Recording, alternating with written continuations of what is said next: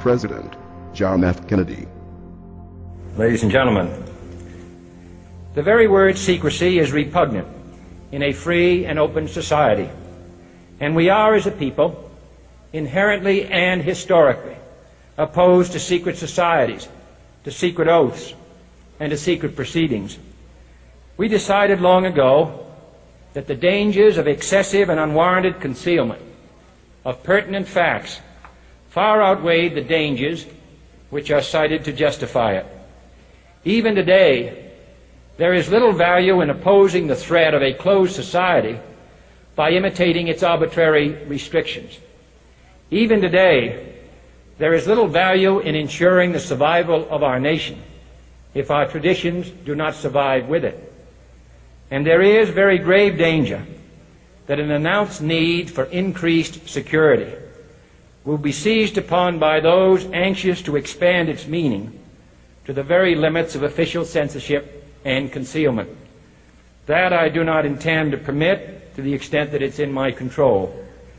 And no official of my administration, whether his rank is high or low, civilian or military, should interpret my words here tonight as an excuse to censor the news, to stifle dissent, to cover up our mistakes, or to withhold from the press and the public the facts they deserve to know. For we are opposed around the world by a monolithic and ruthless conspiracy that relies primarily on covert means for expanding its sphere of influence, on infiltration instead of invasion, on subversion instead of elections, on intimidation instead of free choice, on guerrillas by night instead of armies by day. It is a system which has conscripted vast human and material resources into the building of a tightly knit, highly efficient machine that combines military, diplomatic, intelligence, economic, scientific, and political operations. Its preparations are concealed, not published. Its mistakes are buried, not headlined. Its dissenters are silenced, not praised. Its dissenters are silenced, not praised.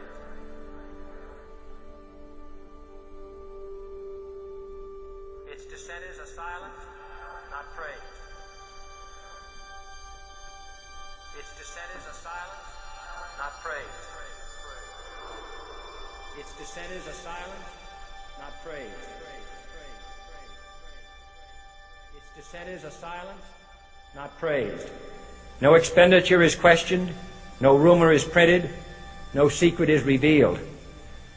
No president should fear public scrutiny of his program, for from that scrutiny comes understanding, and from that understanding comes support or opposition, and both are necessary. I am not asking your newspapers to support an administration, but I am asking your help in the tremendous task of informing and alerting the American people. For I have complete confidence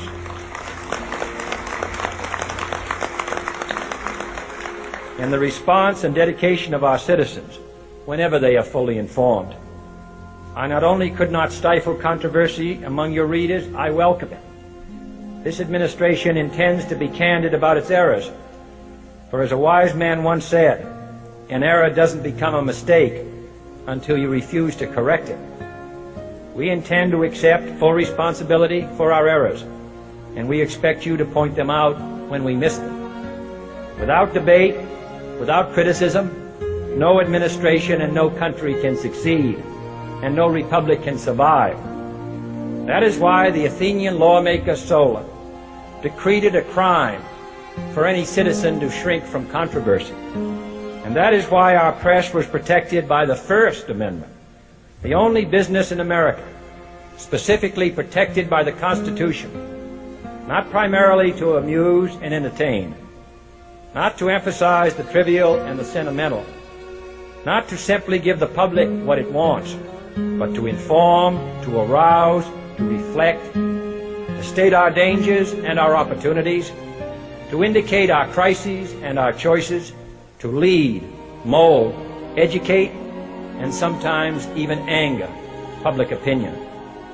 This means greater coverage and analysis of international news, for it is no longer far away and foreign, but close at hand and local.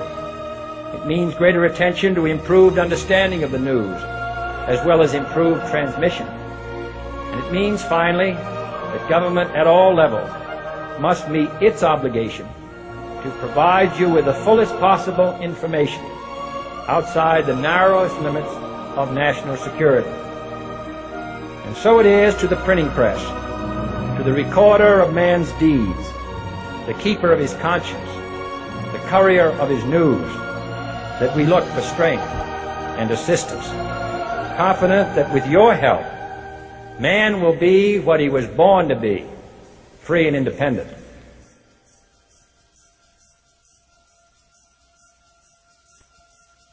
You were both in Skull and Bones, the secret society. It's so secret we can't talk about it. What does that mean for America? The conspiracy theorists are going to go I'm wild. sure they are. I don't know. I haven't seen the web. Number 322. You both were members of Skull and Bones, a secret society at Yale. What does that tell us? Not much, because it's a secret. Is there a secret handshake? Is there a secret code? I wish there were something secret I could manifest. 322, a secret number? There are all kinds of secrets, Tim, but one thing is not a secret. I disagree with this president's direction that he's taking the country. We can do a better job, and I intend to do it. And we'll be watching. Be safe on the campaign trail. John Kerry, thanks for joining us. And we'll be right back.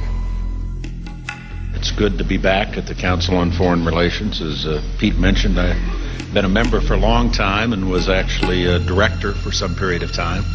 I never mentioned that when I was campaigning for re-election back home in Wyoming. Senator Clinton, how you doing? I'm good. How are you Can doing? I ask you a quick question while you sign that? It was reported in June of 2006 you attended a meeting in Ottawa, Canada, the Bilderberg Group. Can you comment on that? What's going on at the Bilderberg meeting, and what do you guys talk about up there? I have no idea what you're talking about. Yeah, you do. It was reported you were up there, and people saw you up there. I just want to know what you guys talk about and meet about up there. Sir, I don't know. Why are they such top secret meetings? I have no idea what you're talking Your about. husband went to a Bilderberg meeting too.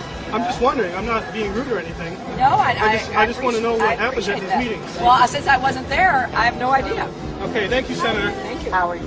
There you go. Thank you very much. Listen, I am a happy member of the Bohemian Grove. I like the folks who come there, and it's really inappropriate for me to talk about the group beyond that. Thank you. Have you been there for the ceremony with the cremation of care? Frankly, I don't think that's something I need to talk to you about.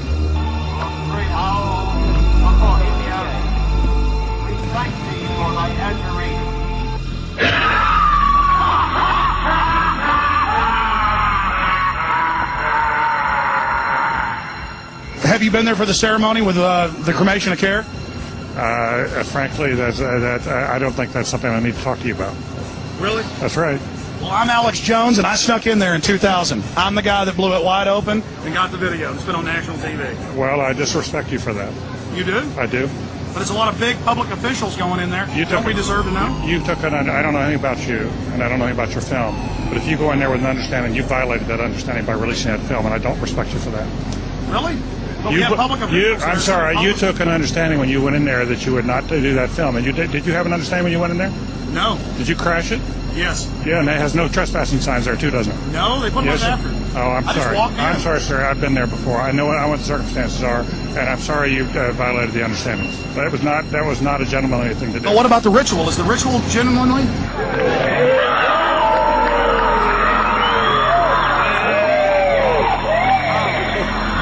Sir, everything. I don't owe you this comment. I know. This is what's called ambush journalism, and I disrespect you for that as well. So thank you and goodbye. The ritual? That's none of your damn business. Oh.